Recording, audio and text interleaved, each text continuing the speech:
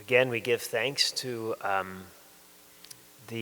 those who have served our country, the 6.4% of our country who has served in our armed services to protect us. Thanks be to God for them and for their lives, for you and for your lives. If you have served, thank you, and may God bless you. Those in the armed services train for an enemy that is real. Now, they might not know who the enemy is, but they train against what they assume to be tactics of the enemy or instruments that the enemy might use, so that when an enemy pops up, they are prepared. A lot of times, people will say to me, I don't know if you've heard this, sin, like, where do you get all this stuff? Why do you worry about sin? Who's coming up with this? I get it all the time. Well, Jesus talks about it, and he talks about how damaging it is. He talks about sin and its reality, and then he says, but woe to those through whom it occurs. He says sin will inevitably occur. Okay, so he talks about how it's just all around.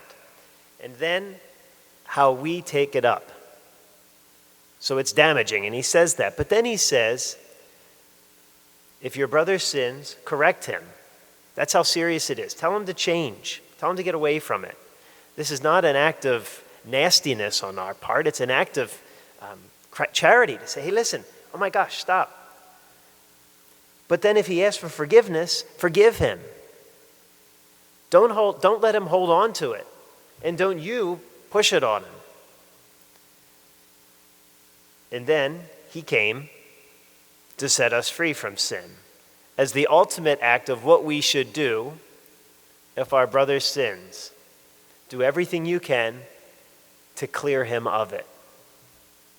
Just like he did everything he could to clear us of sin. Brothers and sisters, sin is real. It's present, but it does not destroy us unless we allow it to. He didn't. He came to set us free from it. He has given us the life of the church to set us free from it. Let's not hold on to it ourselves.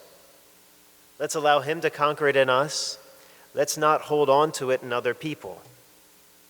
Let's allow them to be free too. Maybe that's keeping them away from understanding who a loving God truly is. I know it did for me. When I was set free from sin, I understood who God truly was and his great mercy and love. Maybe we all need an encounter with a God who desires us to be free and not a slave to sin. We know the world does. Praise be Jesus Christ, King of the universe, now and forever. St. Martin of Tours, pray for us.